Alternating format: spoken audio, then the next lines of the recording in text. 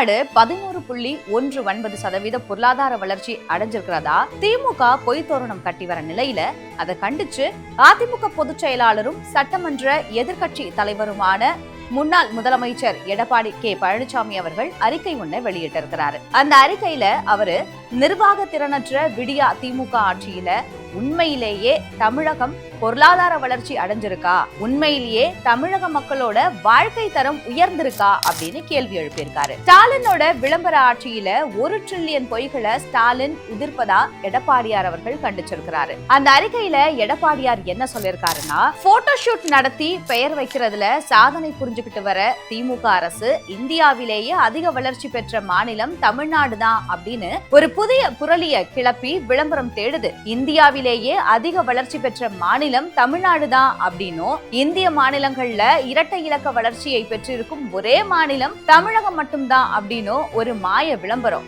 அதை சுட்டி காட்ட வேண்டியது எதிர்க்கட்சியோட கடமை. பொருளாதார வளர்ச்சி பற்றின புதிய விவரங்களுக்கு மொத்தம் 6 கட்டங்கள் இருக்கு. முதல்ல முன்கூட்டிய மதிப்பீடு, இரண்டாம் முன்கூட்டிய மதிப்பீடு, தற்காலிக மதிப்பீடு, முதல் திருத்தப்பட்ட மதிப்பீடு, இரண்டாம் திருத்தப்பட்ட மதிப்பீடு, மூன்றாம் திருத்தப்பட்ட மதிப்பீடு அப்படின்னு 6 கட்டங்கள் இருக்கு. அதுக்கப்புறம் தான் இறுதி மதிப்பீடு வெளியாகும். இந்த கணிப்புகள் புள்ளி விவரங்கள் எல்லாம் காலத்துக்கு காலம் மாறக்கூடிய ஒண்ணு அப்படிங்கிறது தான் உண்மை. 17/3/2025 அன்னைக்கு தமிழ்நாட்டோட வளர்ச்சி 2024-25 ஆண்டுக்கு 9.69% அப்படின்னு கணிக்கப்பட்டுச்சு. அது 1/8/2025 அன்னைக்கு 11.19% உயர்ந்திருக்கு. உடனே திமுக ஸ்டாலின் மாடல் அரசு இந்த 2 இலக்க வளர்ச்சி பெற்ற ஒரே மாநிலம் தமிழ்நாடு தான் அப்படின்னு மார்த்தட்டிக்குது. பெரிய பெரிய விளம்பரங்களை வெளியிட்டு ஒரு மாய தோற்றத்தை உருவாக்குது. இந்த 11.19% அப்படிங்கிறது இறுதியானது இல்ல,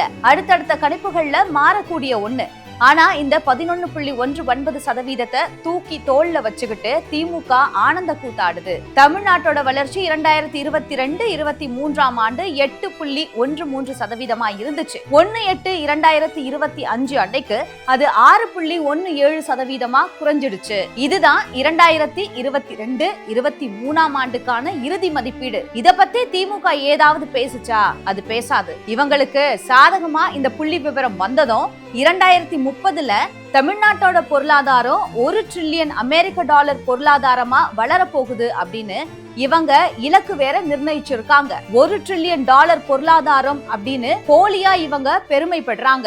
1 டிரில்லியன் டாலர் பொருளாதாரம் அப்படிங்கிறது இவங்களுக்கு தெரிஞ்சே சொல்ற பொய். தமிழகத்தோட பொருளாதாரத்தை தொடர்ந்து ஆராய்ச்சி செஞ்சுக்கிட்டு வரக்கூடிய பொருளாதார வல்லுநர் டாக்டர் ரங்கராஜன் தொடர்ந்து 14% வளர்ச்சி வாங்கினா மட்டும்தான் 2030 ஆண்டு தமிழ்நாட்டோட பொருளாதாரம் 1 டிரில்லியன் டாலர் பொருளாதாரத்தை எட்ட முடியும் அப்படின்னு சொல்றாரு. திமுக அரசு ஆட்சியில 2021-22 வளர்ச்சி விகிதம் 7.89%, 2022-23ல 6.17%, 2023ல இருந்து 24ல 9.26%, 2024ல இருந்து 25ல கணிப்பு 11.19%. இந்த புள்ளி விவரங்களுக்கு அப்புறமா கணிப்புகள்ல மாறலாம் அப்படிங்கிற நிலையில 1 டிரில்லியன் டாலர் பொருளாதாரம் எப்படி சாத்தியம்?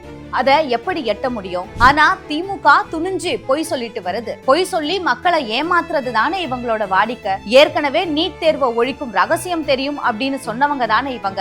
அதே மாதிரி 1 டிரில்லியன் பொருளாதார ரகசியம் இவங்களுக்கு மட்டும்தான் தெரியும் போல இருக்கு. உணவு பொருட்கள், கட்டுமான பொருட்கள் விலை உயர்வால தமிழகத்தோட ஏழை எளிய நடுத்தர மக்கள் பெரிய சிக்கல்ல இருக்காங்க. அவங்க வறுமையில வாடுறாங்க அப்படிங்கிறது தான் கள நிலவரம். தனிநபர் வருமானத்தை பொறுத்த வரைக்கும் கர்நாடகம், தெலுங்கானா மாதிரியான மாநிலங்களை விட தமிழ்நாடு கீழே தான் இருக்கு. தமிழ்நாட்டு மக்களோட தனிநபர் வருமானம் உயரவே இல்லை அப்படிங்கிறது தான் நிஜம். தமிழ்நாடு மாதிரி தொழில் மற்றும் சேவை தொழில் உள்ள மாநிலங்கள்ல உற்பத்தி மதிப்பு உயர்ந்தாலும் உண்மையான தனிநபர் வருமானம் உயர்ந்ததா கருத முடியாது. கார் உற்பத்தி, கைபேசி உற்பத்தி, வங்கி கடன், காப்பீடு மாதிரியான அதிக மதிப்பு காட்டினாலும் அதனால மக்களுக்கு எந்த பயனும் இல்லை. அதனால முதல் கட்ட, இரண்டாம் கட்ட பொருளாதார புள்ளி விவரங்களை வச்சு விளம்பரம் தேடுறதை விட்டுட்டு இனியாவது மக்களோட வாழ்க்கை தரத்தை உயர்த்துறதுக்கு ஸ்டாலின் தலைமையிலான அரசு முன் வரணும். அதிக வளர்ச்சி ஏற்பட்டதா சொல்லப்படுற 2024-25ல தமிழகத்துல